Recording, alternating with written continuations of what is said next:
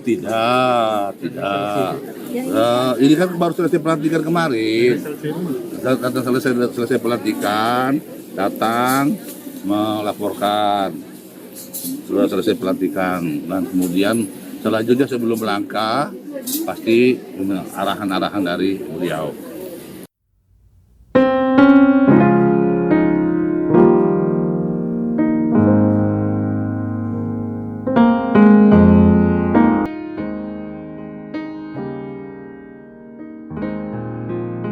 Politik adalah seni kemungkinan. Namun, terkadang sebuah langkah politik melampaui batas kemungkinan dan menjadi sebuah gempa.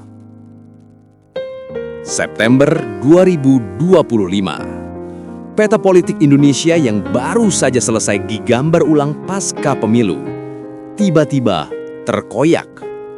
Ahmad Ali, Wakil Ketua Umum Partai Nasdem, sang arsitek utama di balik pencalonan Anies Baswedan, melakukan hal yang tak terbayangkan. Ia menyeberang, bukan ke sembarang partai, tapi ke Partai Solidaritas Indonesia, partai yang dipimpin putra bungsu Presiden Joko Widodo, partai yang menjadi antitesis dari narasi perubahan yang ia bangun dengan tangannya sendiri. Di balik manuver yang mengguncang ini, ada permainan apa yang sesungguhnya sedang dimainkan. Ini bukan sekedar cerita tentang seorang politisi yang pindah partai. Ini adalah kisah tentang kekuasaan, pragmatisme, dan mungkin masa depan demokrasi kita. Untuk memahami gempa ini, kita harus memahami dua lempeng tektonik yang bertabrakan. Pertama, sang arsitek itu sendiri, Ahmad Ali. Ia bukan kader biasa. Di Nasdem, Ahmad Ali adalah mesin, seorang organisator ulung, negosiator andal, dan legislator dengan basis massa kuat dari Sulawesi Tengah.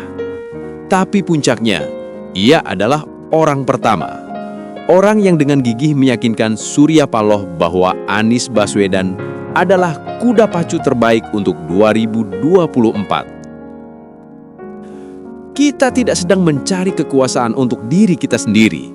Kita berjuang untuk sebuah gagasan, untuk restorasi, untuk perubahan Indonesia.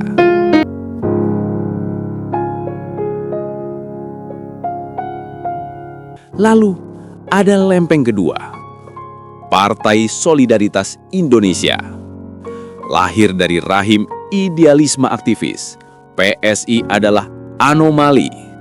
Populer di media sosial, namun ringkih di bilik suara.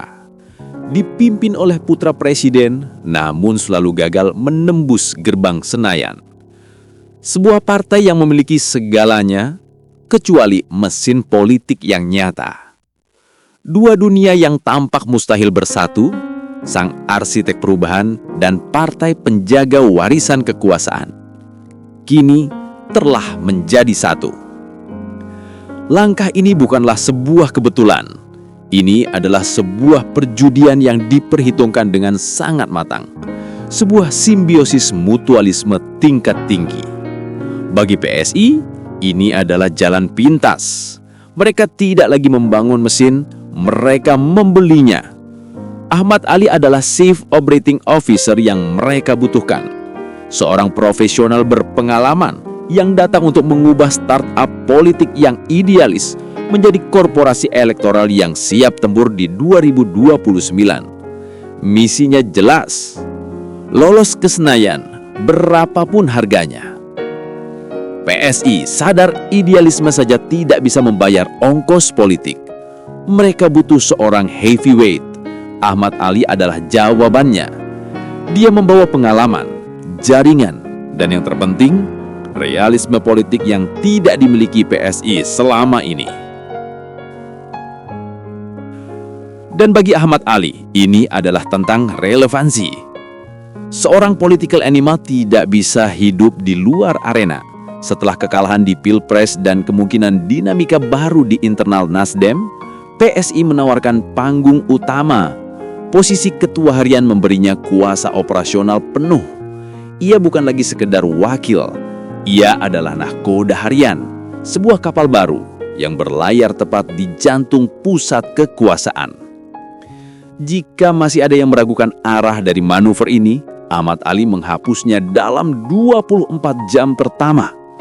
Langkah pertamanya sebagai nahkoda PSI bukan rapat internal, tapi sebuah kunjungan simbolis dan sebuah perintah yang menggema.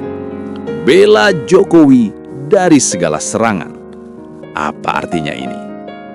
Ini lebih dari sekedar pernyataan. Ini adalah ritual. Pertama, ini adalah sumpah setia, sebuah deklarasi loyalitas absolut kepada Jokowi sebagai patron politik utama PSI. Ini adalah cara Ali mengamankan restu dan dukungan penuh untuk proyek besarnya. Kedua, ini adalah strategi membakar jembatan. Dengan pernyataan se-ekstrim ini, ia secara total menghapus citranya sebagai orang Anies. Tak ada lagi keraguan, tak ada lagi ambiguitas. Ia telah memilih sisi secara definitif. Ketiga, ini adalah diferensiasi politik. Di tengah koalisi pemerintahan yang gemuk, PSI kini memiliki peran unik. Bukan sekedar pendukung Prabowo, tapi garda terdepan pelindung legasi Jokowi.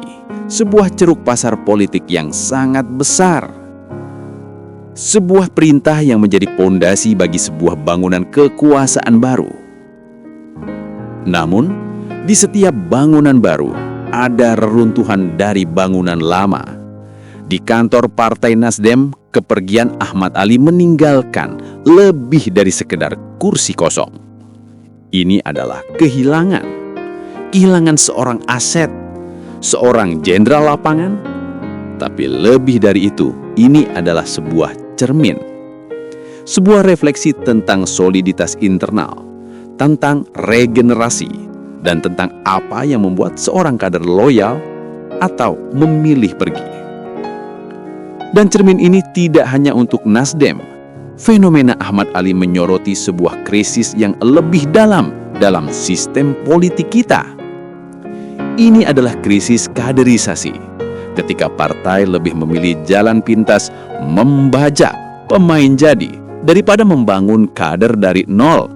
Ini mendevaluasi loyalitas, membuat kader-kader di akar rumput yang telah berjuang bertahun-tahun merasa kerja keras mereka tidak berarti. Secara politik, perpindahan ini adalah manifestasi dari pragmatisme politik yang mengalahkan sentimen ideologis. Bagi Partai Solidaritas Indonesia (PSI), ini merupakan akuisisi mesin politik. PSI mendapatkan suntikan tenaga yang luar biasa melalui seorang politisi senior dengan pengalaman, jaringan, dan kapasitas manajerial yang teruji. Jalan menuju Senayan 2029. Ahmad Ali diposisikan sebagai Chief Operating Officer politik untuk membangun struktur dan strategi elektoral yang realistik.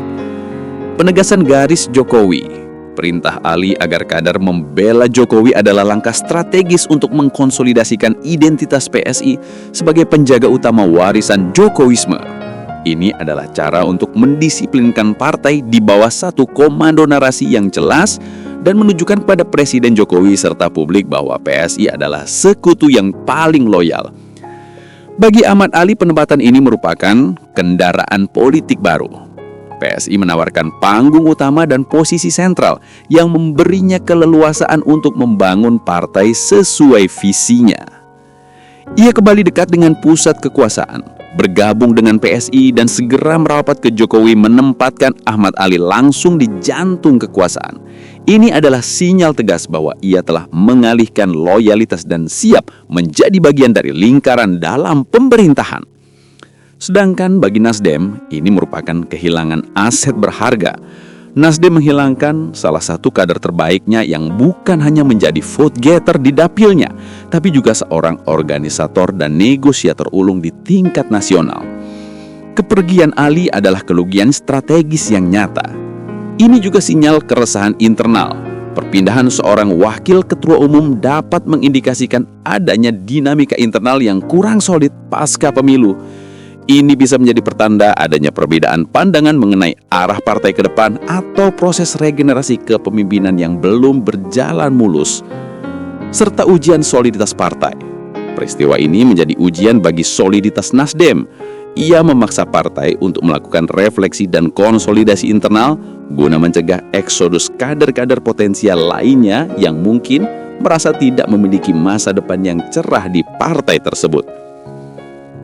Pada akhirnya, ideologi menjadi komoditas dan partai politik terancam menjadi sekedar kendaraan kosong siap disewa oleh siapa saja yang memiliki modal politik untuk menuju satu tujuan, kekuasaan. Simbiosis antara sang arsitek berpengalaman dan partai anak muda yang ambisius ini telah dimulai. Ujian pertama mereka akan datang di pilkada serentak sebelum pertarungan sesungguhnya di 2029. Apakah perjudian ini akan berhasil membawa PSI ke Senayan? Apakah Ahmad Ali akan mencapai puncak baru dalam karirnya? Pertanyaan-pertanyaan itu penting bagi para elit. Tapi bagi kita, ada pertanyaan yang lebih mendasar. Ketika batas antara kawan dan lawan menjadi begitu kabur, ketika loyalitas bisa ditukar dalam semalam, dan ketika ideologi menjadi sekedar alat, pada akhirnya di tengah riuhnya manuver para arsitek politik ini, siapakah yang benar-benar mereka perjuangkan?